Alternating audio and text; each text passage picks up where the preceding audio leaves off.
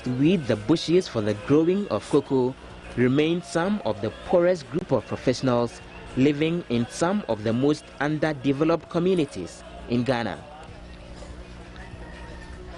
There are more than 720,000 cocoa farmers in Ghana spread across rural communities, mainly in the Western, Eastern, Ashanti and Brong-Ahafo regions. I set off on a visit to some cocoa growing areas in the Western region, and what I find are communities linked by poor and coated bumpy roads, lacking basic amenities like electricity, clean water and mobile telephone network, poor educational infrastructure for children, lack of or ill-equipped healthcare facilities, absence of electricity and clean water, as well as mud housing structures at the point of collapse are but a few of the other pathetic characteristics of these communities. Automatically, you know, and you're all that fashion, and yet 1, 2, 3 off. 1, 2, 3 mistakes here. If a quartet and a bear Latin, why not here? Why not here? This is a Yano. About Jessica, that's a 25 to 30 million. Yeah, sorry. Yet, meter, so still, yes, Anka. Second phase, yes, Anka. Until you hear that man of sorry, Yano. Be Piaz, Yano Habiano. Of course, yeah, we face a lot of challenges because we have no health facilities. Whenever someone's sick, we have to carry him in a wooden structure to Ekutuase. And Ekutuase is like how many minutes away? About 3 miles away. About 3 miles away. Especially a pregnant woman, when they are about to bring forth a child. In the night, it's very difficult for us. We have to carry the mother straight to the health, where there is health facility. We don't have any cocoa clinic at all, because you cannot carry a sick person from here to Accra. You cannot carry him. Even to bed TNT transport costs is very difficult. Okay, your borehole, your basin. No, about since about quasi. The light is ready. Since a woman, I'm a light every do but I'm quite if you meter no mind if in the bingo. This is the signpost which directs us into the Ahomakrumwa community in the Wasa East district of the Western region. Now, this is a community with a population of about 500 people. The main occupation of the residents here is cocoa farming, and every year they produce more than 22,000 kilograms of cocoa, which is sold to Cocoa Board for onward shipments to other parts of the world. In this particular community, a lot of concerns have arisen as to the difficulty they have with their lives. Let's go into the community and hear from some of the residents. In the early 2000s, government announced the establishment of the cocoa housing scheme to build decent accommodation structures for farmers. But all through my tour of the cocoa communities, I am yet to see evidence of the materialization of this promise anywhere. In Anto, another cocoa growing community, mud houses built some 50 years ago when the residents first settled here are now giving up. Mama me bosom baako sem fe dan mu Denti no musifim dan se na esi aye no wanhwe ne ya obedi ewu ana obi pre ni panti sam bosom no mmomodi ase no bu agu na ba bintimi na ama ba bi ma esi ma pa chinti ahobo ama ya me ye na ewo te dan na utim net saying ye ka say describe ne tray ya obeka den esi no I say bambudan ane teteno afapem and I told this is so. Besides, a bamboo, a guswa to a year in so to Dana a week. I would say more. I will cry one canoe, a whiskey. Into my mind for the council, my jatum, my just pimp. Jack say, Mayam Rantia, on between so one Budan. This is a cocoon pay for the that's a cocoa for a many no one will be a cocoa board. Say, each package may look around or Mamma Mia, Namasum, I saw sooner, Mida in a Mimi and Namas met me, baby Ada. You say, Monkoda, Milano, yet there'll be Bansi, and so ye could manso. I commit to me, my broso, the school, the seminary, remember night, knowing our secondary school. Into Miss Michena on Trefi, now Miss Mifaya Medan, as I saw that in about Intramadana as I know. Coco board, they came here and wrote our names about 10 years ago, and they have done nothing at all. They told us they will build house for the cocoa families. Yes, but they have never done it. Okay. So they just heard from them what has happened to the housing project. Where are you going to find? Where? You don't know where you are going to find them, so that you are looking if they will come and do it or not. Are you still expecting them anyway? That they will never show up? Well, I can't say it. I can't say anything about that. Interesting.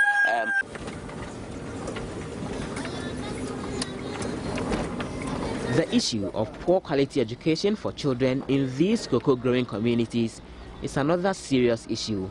I passed by the school block housing the only school at Ahamakromwa, and it is closed. Not even a single soul on campus. We drive into the community and I find the children here loitering. Their teachers did not show up.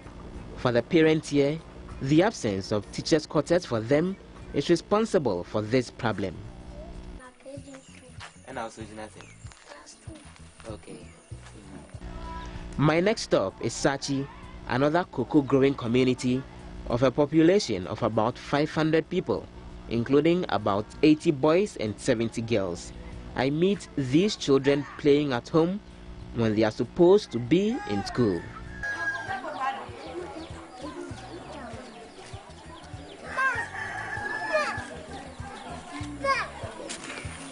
Mama, me mo papa eh nti mo kwa na maka okie na maji fini na abomogo. The problem is that the teachers in the school have abandoned duty, as their parents explain. Kocho school na de papa ya kana pe school na na egba nti madam baba akuru na obachira ade orukọ mpura wa men aso antukura na pura wo this small ko nti okọ na chiri na mo free school ko na ebasa na ya yesima ko hwe madam wa to bi ase madam na ko hwe ne bo sumbiara impa ku bia 20,000 obi moto obi mentwe nti onam ho madam no so oye de okode nti school pay for oye class 1 and class 2 class 3 we ne ma ye wo yin wo kwa to bi ase nti aka toto fifi to 2 fi won tum chokwa nti onya wo gu ha ana madam na oyin gede nti na teacher yin no so ansoro ni ntum onchire class 3 2 1 then next fun ka ho nti ona mo fra wo ko school da wonchire wa ade nti ni tell ma de he madam mbra na ma cha toto fifi ya ade anye na so chenwa no du class 1 na class 3 na eja na wo kwa to bi ase ni na okay adwen de madam no yin herinti onam du ma wo fon so ware ware am obi ma asanwa echi obi nso otumu kofim ko e wo kwa to bi ase hona wo na mi ya den otumu ko mo so wo na mi ya den de onu go gufi ntasuma wo hayan. This is not the only challenge with education in cocoa communities. Every year, Cocoa Board allocates about 2 million cedis to the Coco Scholarship program. Children of cocoa farmers at senior high school level are supposed to be the exclusive beneficiaries of the scheme. But as Joseph Abu of Ahamakromwa tells me, not a single person in this community has ever benefited from the scheme before. No, at all. Because whenever you try to go to Accra, they will tell you go and come. You go until you yourself said, I will not go again. So none of our children has benefited from this Coco Scholarship.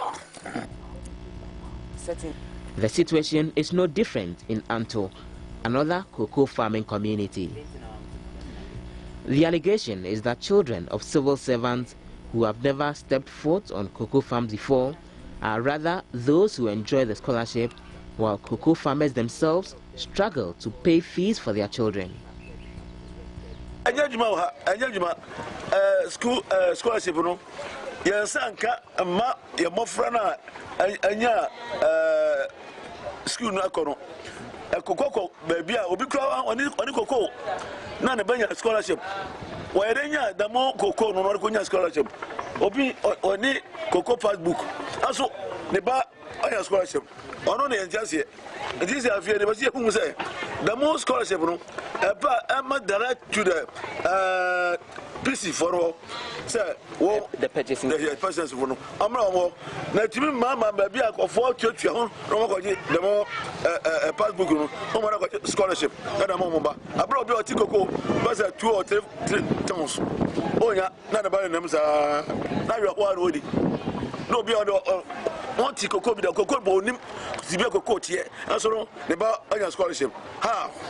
45-year-old Stephen Asante has been growing a 6-acre cocoa farm for the last 12 years at Ekutwase, another farming community in the western region. He tells of the frustration he went through 2 years ago to secure scholarship for his son, which he never got anyway. 2 years ago, I went to the PC. Who is the PC? Purchasing clerk, Coco board. And the PC supposed to tell me that I must bring my child documents. And I said I have none. So he's supposed to write to the office. Since then I haven't got any reply. That's why. So your child, where is he now? He's at mine. So you are paying for the fees yourself? Oh yes. Okay. And he has completed secondary school at Jukwa. He's now at home. But he didn't benefit from the Coco Scholarship, although you made efforts to get him on the scholarship. No, he didn't benefit. No, at all. My name is Mrs. Rita Owusu Amankwa, the National Coordinator for Ghana Cocoa Platform. The Ghana Cocoa Platform has been established by Ghana Cocoa Board in partnership with UNDP and industry partners to enhance private-public collaboration and dialoguing and joint action planning and implementation to support the scale-up of sustainable cocoa industry in Ghana. If you want to access Cocoa Board Scholarship, your ward needs to get a certain grade. And we know that most of our farmers are in remote areas where education, the quality of education is very low, and therefore the children get lower grades, and they cannot even access them.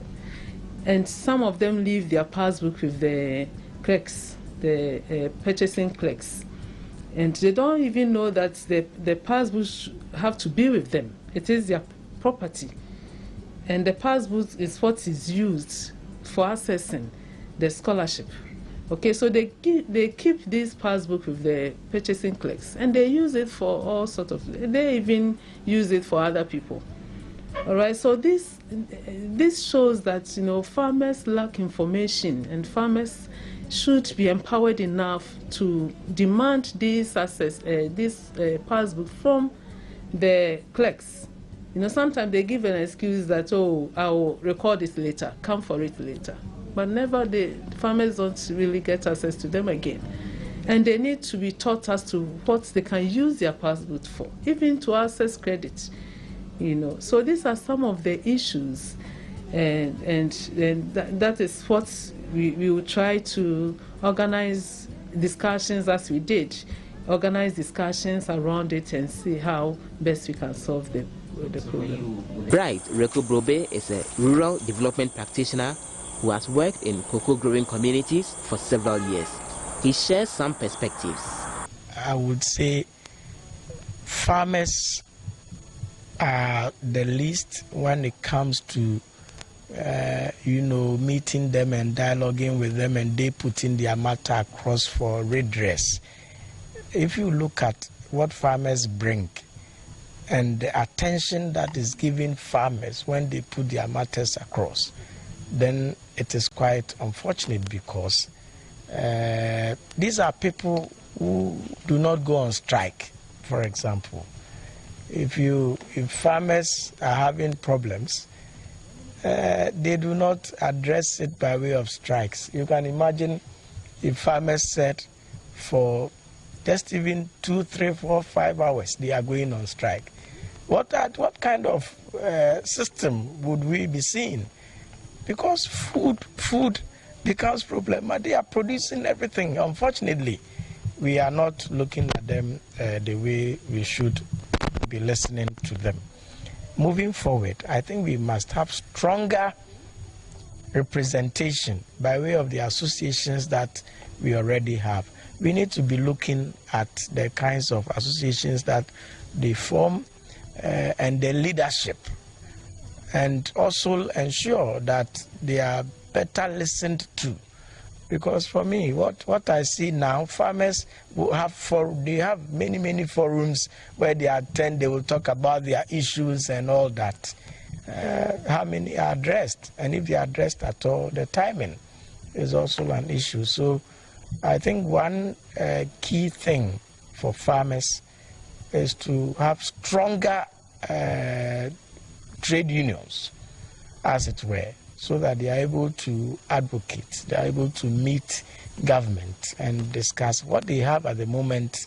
For me, like the various Kokoshi and those associations which are formed privately, like Kuyapa Koko and all that, for me, are not strong enough to advocate the issues. So maybe the nation should encourage a stronger association that will. Ranking member on the Parliamentary Select Committee on Agriculture, Dr. Akoto Owusu-Efriye, warns the future sustainability of the cocoa industry is at risk if conscious effort is not rolled out to develop cocoa communities. Their crop. You know, on average, a cocoa farmer harvests only 1 metric ton of cocoa. And if you look at how much it is worth, it's only 5,570 Ghana cedis in a year. I mean, a labourer earns far more than that. And even in the rural economy, labourers who daily wage workers get far more than that. So it shows you how low their incomes are. And you can see it. You go to the habitations, their homes in the villages, and there's poverty. And it is poverty partly because governments in the past and still so have not given the farmers their due in terms of the economic returns that they receive for the effort that they put in. I mean, can you imagine Ghana today, as I speak to you today, without the $1.7 billion syndicated loan, cocoa loan, which was syndicated in London? The cedi would be about 5 cedis to the dollar now. And what would have happened? This whole economy would have collapsed. They've had to dwell on the sweat of the cocoa farmer, pledge the sweat, metaphorically, of the cocoa farmer to international bankers to raise 1.7 billion to come and aid this economy. That's how strategically important this group of people are. And I think they deserve far better than they are getting. The dangers to Ghana's cocoa sector appear to have moved on from bad weather and threats of sanctions over the use of child labor to more inherent problems. Fresh strategies and novel ideas are needed if the popular mantra that Ghana is cocoa and cocoa is Ghana can continue to hold. Cocoa Board, which is the largest beneficiary agency in Ghana's cocoa sector, must lead the way, or we risk endangering the Ghanaian economy if the cocoa sector fails.